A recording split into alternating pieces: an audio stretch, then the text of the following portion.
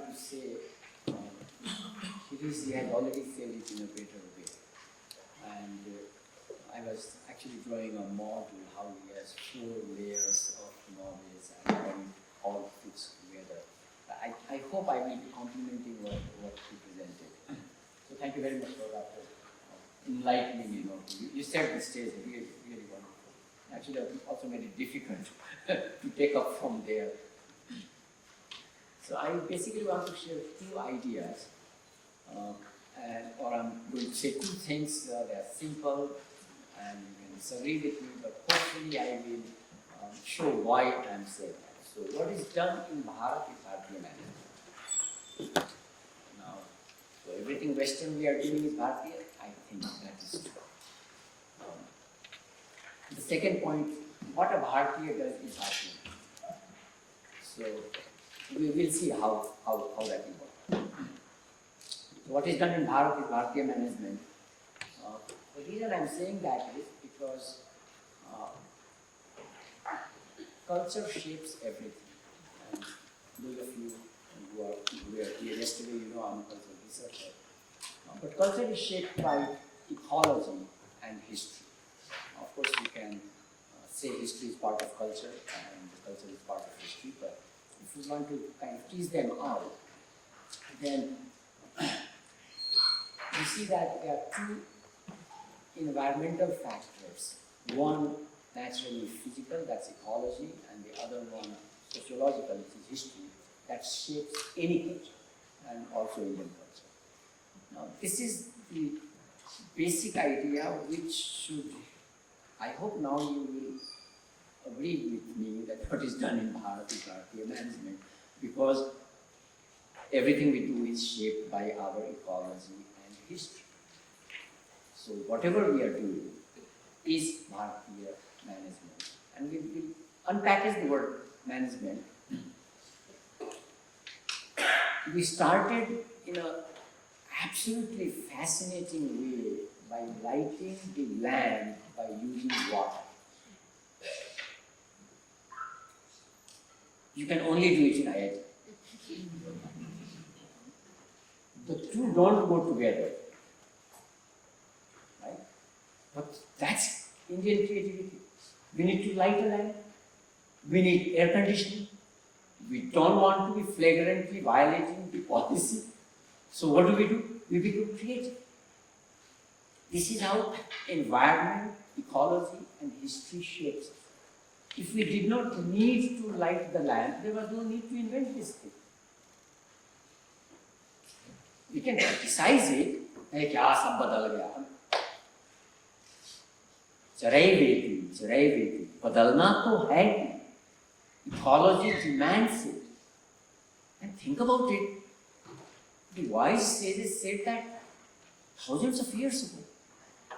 There's no other way. Charai veti. We have to keep going. We have to keep changing. You go to the West, and change is the only thing that is not, changing, or that is the only thing that we can deal with. And we think that's so new, right? In the 1st century. And then you go and visit Charaiveti, and then you say, that's really an old idea. They're selling us new wine in old, or old wine in new bottle. So ecology and history shapes culture. Now, culture, and so this model first came from creativity. So if you, for a minute, step back and think about it. So culture shapes all of us, but some of us are more creative than others. So those are geniuses. So I'm replacing here geniuses with leaders. So geniuses then do things that becomes a pattern. If you think about all the temples, there were some geniuses who invented them. So the pagoda structure, for example, was invented in Nepal. Let's just agree with that for now. And it went to China, it went to Tibet, it went to Southeast Asia. But somebody invented it. And so those are the geniuses. And if you go to Beijing, you will still see Art Nouveau's white stupa. So he was an architect who went from Nepal to Tibet and to China. in Kublai Khan's palace, he was there. And he designed that stupa. It is beautiful. So geniuses have an impact on culture because they do these new things. In that paper, of course, I presented the case of Ramakrishna Paramahans, and how we experimented with all paths. Now, Adi Shankar did not have that choice because Islam did not exist. He could have experimented with Christianity, but he was basically trying to, he was struggling with the Buddhists or the Buddhists, so probably he didn't spend time. But Ramakrishna Dev had the opportunity, or in his zeitgeist, there was Islam, there was Christianity. So he not only practiced all Hindu path, but he also practiced Christianity. He also practiced Islam. This is what a genius does. No bhuto no bhavishyat. Does something that nobody has done. But that shapes creative behavior. So I argued in that paper that India has specialized in Adhyatma, and therefore and so all the creative geniuses have flowed into that domain. So here's the example of Sri Ramakrishna Dev. Also here's the example of Maheshwari. So TM is the most experimentally tested research practice. There's a lot of research on pranayama and other things, so it is possible that they are catching on. But there are literally more than 1,000 studies done with transcendental meditation. And that probably came because he was a physics student before he became a sannyasi. And he was, trying to convince the Westerners. And the pace of life was so fast that he thought 20 minutes. I'll tell you other stories later, so I need to focus right now. I had some wonderful stories there. I'll pause. So the third case I used was of Osho Sri Rajneesh. And again, as an example of a genius. And in Tantra we have the 5M, but why did he have to use sex? Because his followers were from yoga. If he asked them to become brahmachari, God bless you. Bye, yoga. So he had to find a way through sex. And that's why sex is samadhita. So geniuses have an impact on creative behavior. But that is also shaped by zeitgeist, which is the contemporary time. What are the principles around us? What are the things around us? So in the zeitgeist you have, so for Rajneeshji, there was Western disciples, free sex culture, so he needed to include that. Maharishi Mahesh Yogi, there was science and the dominance of science. But now TM can say proudly, in 1967 they published an article in Scientific American. It's a hallmark of scientific work. Way back then, that if you do TM, 20-minute morning, 20-minute evening, here are the physiological consequences. And it also has benefit with blood pressure control. So zeitgeist influenced him. And I already said, for Ramakrishna Paramahans, the zeitgeist, there was Islam. So he said, maybe let me try this. There was Christianity. He said, let me try this. And he was such an advanced person that for him 3 days of sadhana was enough for every path.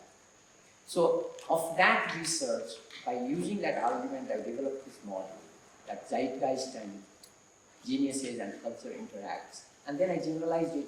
I replaced geniuses by leaders. And leaders includes everybody. Parents shape us. Everybody in this room was shaped by his or her parents. They were our first leaders. So before Amitabh Bachchan and Shah Rukh Khan, our parents were our leaders and they shaped us. So our teachers shaped us. It's kind of fascinating. I still can't fathom it why my 5th grade teacher told me, when you grow up, don't forget your culture. I can't fathom this. Saraswati ji must have sat on this jiva, and I became a cultural researcher. Now I'm a mechanical engineer by training. I did MBA. And when I think about it, and I don't know why I remember it, but I vividly remember it, him telling me this. So teachers have a role. They do shape us.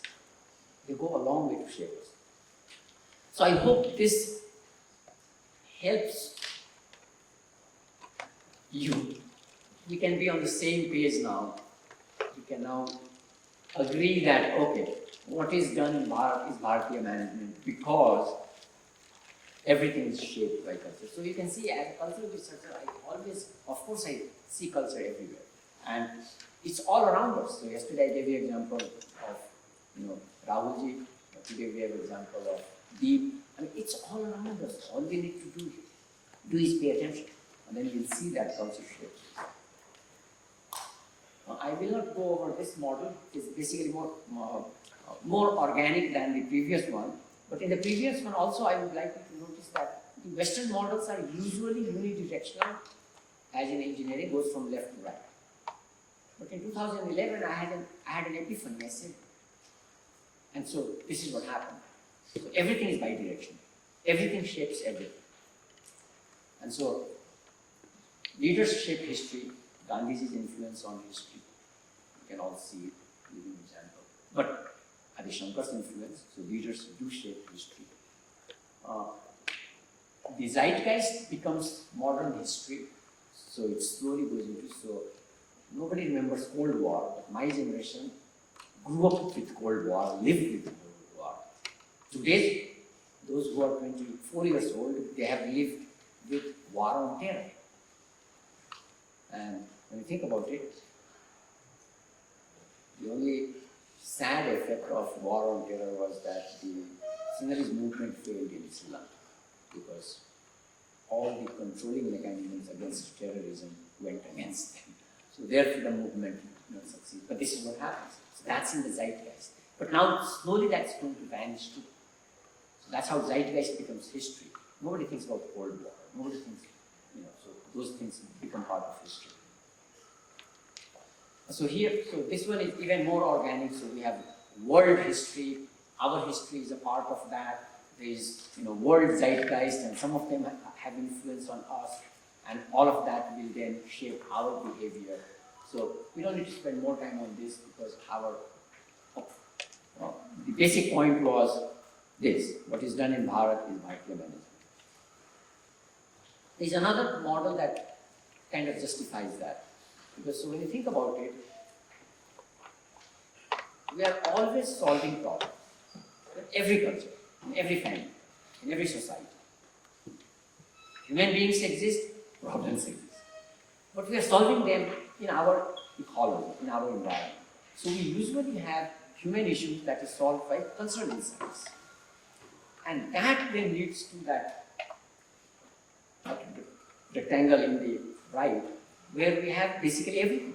So we have problem solution, we have theory building, we have model testing, and the entire Indian knowledge system is that box.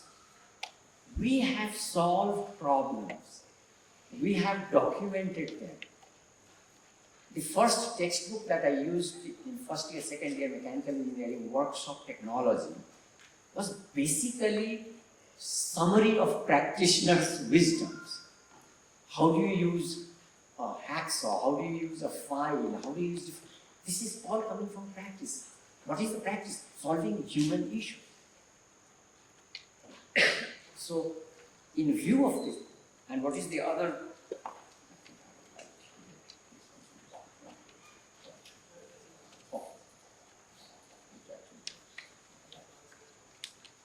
Not Muslim. So on the left side, if you see, the Western knowledge system is basically, so that's the colonizing effect.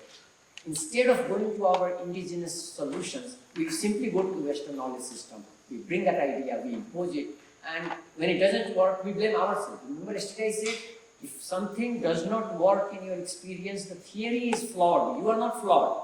Your experience cannot be flawed. But now you can see at the systemic level, we are saying, India is terrible because nothing works here. बाबा आप चीज़ ही गलत ला रहे हैं तो हम क्या कर सकते हैं? आप कहते हैं कि हम झुक के प्रणाम नहीं कर सकते हैं अपने से बड़े को. ऐसी सिस्टम लाएंगे तो नहीं काम चलेगा. People will not follow it. Basically, that's what will happen.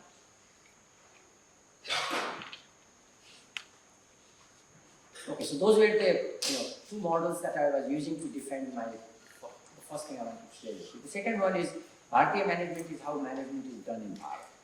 So everything you and I do is Bhartiya. But there are, things that now we can think through from the management point of view. So if you break down management in the basics, planning, organizing, coordinating, controlling, then now go into planning and then think about everything Indian. And do you see planning there? So we have yajnas. So we have yajnas. Do we plan for yajnas or we just do yajnas? So there must be planning. Start with tithi, start with time, panchanga. So there must be some plan. Actually, this is complicated. Think about the 16 samskaras. And so you have to plan for that, and they are kind of events in life. I'm mentioning wedding and funeral because those are important, and I've experienced those. Death of my parents and others, and my own wedding, and so I know how much planning goes there. And it's complicated, so much so that wedding planning has become a business, and Band Baja Barat was a successful movie. Don't neglect Bollywood. Not only because you are in Mumbai, anywhere, they are telling us about Indian management, Indian ideas. I spend a lot of time watching Indian soap opera. I don't even think we should call it soap opera. It's very insightful because it shows us the culture in Rajasthan comes out in one serial. The culture in South comes out in another serial. The culture in Maharashtra comes out in another serial. We have access to this. And then we can also see the similarities. Seriously mentioned agriculture, and if you simply pay attention to agriculture in India, you will see work ethic. I was driving temples, and at 5:45, I see a person plowing his field with his pair of oxen. There is no sense of time. There is sunrise, sunset. That's how farmers work. And they work for themselves. So there is no punching the time. Right? Because they work for themselves. Now you can see how hard Indians work when they work for themselves. So if we study any area in Indian life, we will find out plan. So there will be regular activities, occasional activities, projects, building construction, home construction, and emergency. So I'm just inviting you to think about these things, and they will give us an idea about how planning is done. Organizing, the entire Varnashram Dharma is organizing the society. You can criticize it for different reasons, but at least from management point of view, there is organizing in this society.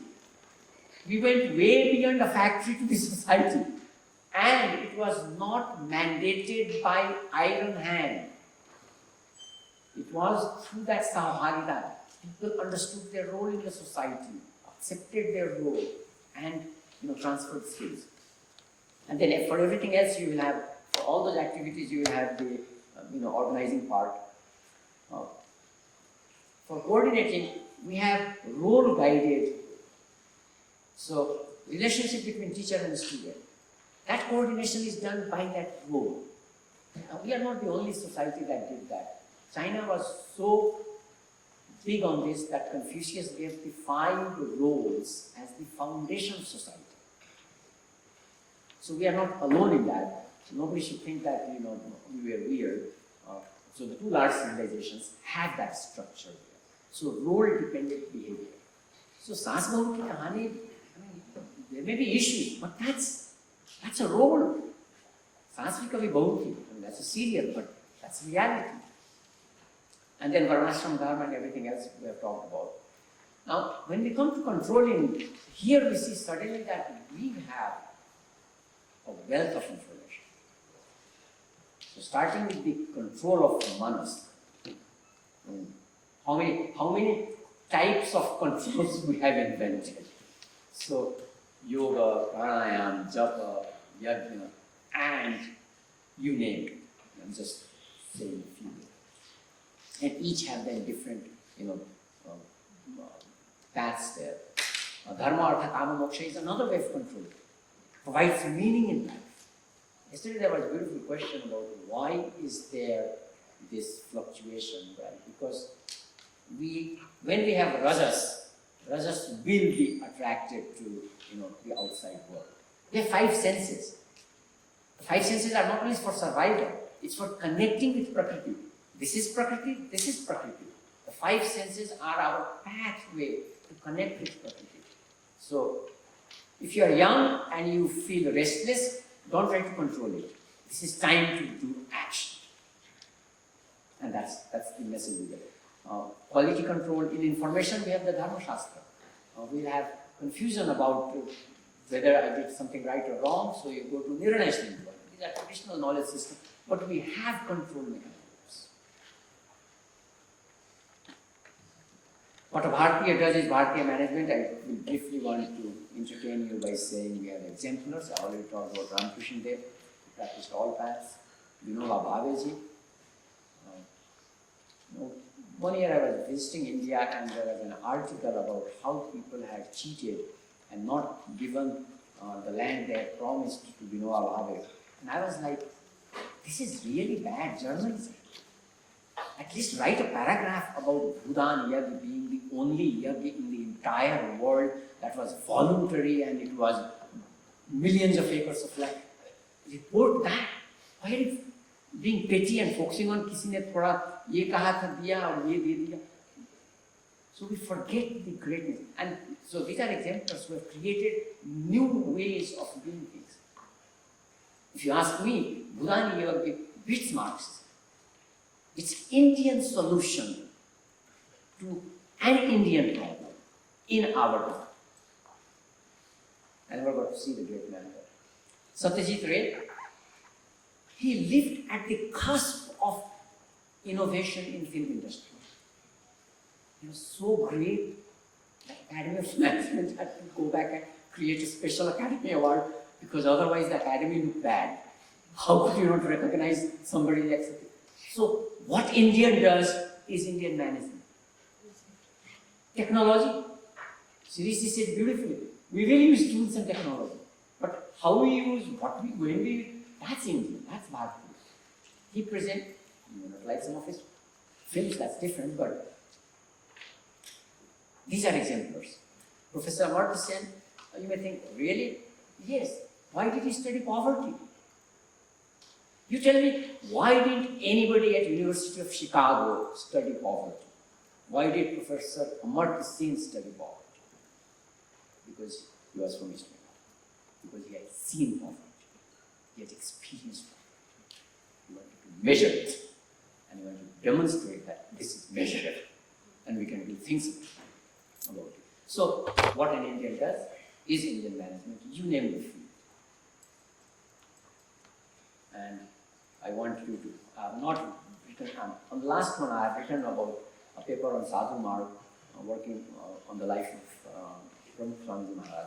But I have noticed we have the largest number of empire builders and international. So Prabhupada ji went, naked fakir, there's nothing, somebody paid for his way and look at his form. A global phenomenon. And probably the Hungarian village is, nothing to take away from our village here. It's a wonderful place, but the Hungarian village in Eastern Europe, now we have a village that brings more tourists than all of Hungary together. And what did it take? Nothing.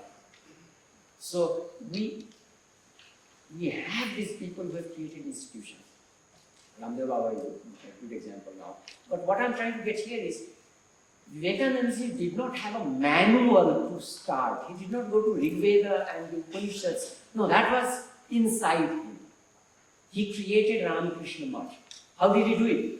That's how you and I will create the emerging India. So whatever we do is Bhartiya. That's my second position. So as Bharat emerges, so will its practices, management and other areas. We are a living, dynamic civilization.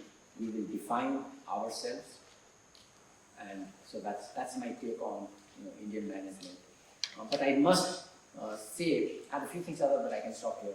I must make a confession that after I finished my PhD and I was working on that paper, Culture and Creativity, that I mentioned, and I went to the library, and in the reserve section, and Sanjay has been to the library, so this whole table and that table put together, there was a shelf on which I found volumes, and it was on Srimad Bhagavatam, every comment somebody had put together, and it was this shelf long. Actually, Prabhupada's commentary itself is half the table. So that one is finer print and bigger volume. But you know, that, and then I said, hats off to Indian scholarship. Because that's what annotated bibliography is. एक जगह पे श्रीमद् भागवतम की जितनी भी commentary हैं, किसी ने मेहनत करके रखा, पब्लिश किया. So that got me to respect Indian scholarship tradition. So we have a great tradition, and I'll stop here.